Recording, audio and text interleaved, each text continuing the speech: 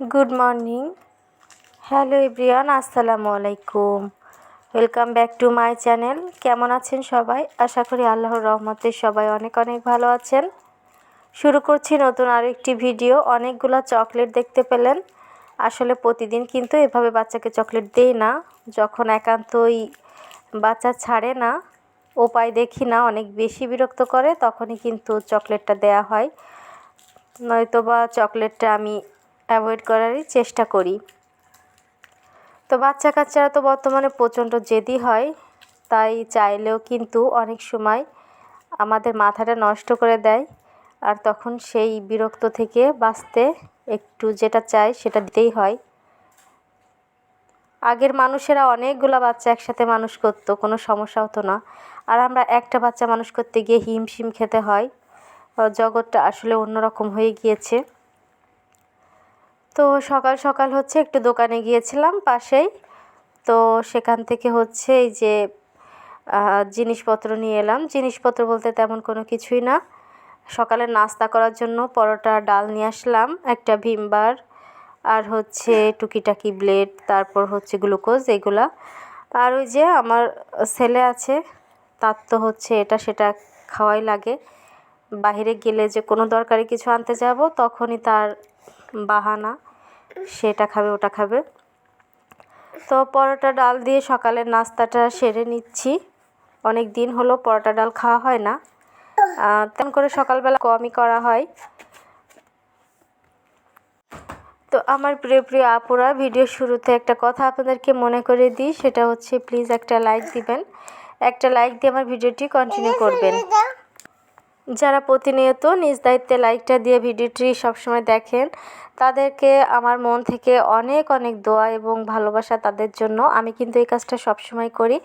যখনই একটা video on করি, সাথে সাথে প্রথমে একটা লাইক দিয়ে নিই। আর যদি আমার বেশি তাড়াহুড়ো থাকে, আমি ভিডিওটা অন করে রেখে দিব। এই জন্য আমি কমেন্টটা প্রথমেই কমেন্টটা করে নেই এবং সেই সাথে ভিডিওটা চালু করে রেখে দেই। আর যদি প্রথমে কমেন্টটা না করি, তাহলে ভিডিও লাস্টে গিয়ে কমেন্টটা করে আসি। তো যাই হোক, এরকমই করি। আমার অনেক আপুরে এরকমই করে। তো চলে এলাম দুপুরে রান্নাবান্নার জন্য। আজকে রান্না করবো এই যে মসুরের ডাল, সাথে মিষ্টি কুমড়া ভর্তা দিব। তো ভাতের ভিতরে সবগুলো দিয়ে দিলাম। আর 2 দিন আগের সজনে পাতা আমার বাটা রয়েছে, সেটাও আজকে ভর্তা করে নিব। তো ওই ভর্তাটা আমার একদমই শেয়ার করিনি, বাট ওই ভর্তাটা এত বেশি মজা হয়েছিল, আপনাদের ভাইয়া অনেক বেশি প্রশংসা করেছে, মানে পছন্দ করেছে। আর খেতেও অনেক মজা হয়েছিল। এবং সজিনা পাতা তো আসলে শরীরের জন্য অনেক বেশি উপকারী। তো এরপর আমি এক ফাঁকে এই যে একটু খাচ্ছিলাম। আমাদের এলাকায় অঞ্চলে বলা হয়েছে সেলম লেবু বলে এটাকে। তো এটার আসল নাম জাম্বুরা, যেটা বইয়ের ভাষা। অনেক এলাকায় জাম্বুরাও বলে থাকে, বাট আমাদের এখানে সেলম লেবু বলে। আর কেউ কেউ চাইলে জাম্বুরাও বলে, তবে সেলম লেবুটা আমাদের নড়াইলে একটু বেশি প্রচলিত। তো আমি সেই জাম্বুরা বা সেলম লেবু সেটাই খাচ্ছিলাম। তো এটা আমাদের প্রতিবেশী এক ভাবি গতকাল দিয়েছিল, অর্ধেকটা খাওয়া হয়ে গিয়েছে। তো ভাবিদের গ্রামের বাড়ি থেকে এগুলো পাঠিয়েছে, যেহেতু তারা আসতে দেরি হবে, তাই এগুলো কিন্তু খুব বেশি এখনও সময় হয়নি এগুলো পাকার। তারপরে ছিঁড়ে নিয়ে এসেছে। তো এখন দেখেই বোঝা যাচ্ছে যে জিনিসটা কতটা মজা হতো। এখনও যেহেতু কাঁচা আছে, পুরোপুরি পুরি না এটা, তারপরেও অনেক মিষ্টি। এবং এরপর যতদিন রাখা হতো, তাহলে এটা আরও অনেক বেশি রসালো আর অনেক স্বাদ হতো। তো অল্প অল্প খেয়েই বুঝতেছিলাম। তো এটা কিন্তু আমার অনেক বেশি পছন্দের একটা জিনিস, বাট নিজেদের বাড়িঘর না হলে আসলে ওইভাবে লাগিয়ে খাওয়ার মজা কিন্তু আলাদা। কিনে খেলে কিন্তু সেটা আর মজা লাগে না।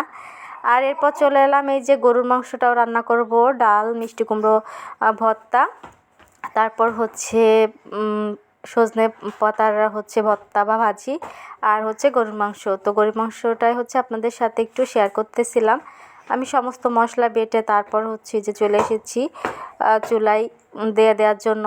এখানে মশলাটা খুব ভালো করে কষিয়ে নিয়ে তারপর আমি গরুর মাংসটা এর ভিতরে সাথে বেশ কয়েকটা আলু দিয়েছি, ভালো মতো কষিয়ে নিব। কষিয়ে নিয়ে তারপর এটা আমি প্রেশার কুকারে দিয়ে দিব, সবসময় যেটা করি আর কি।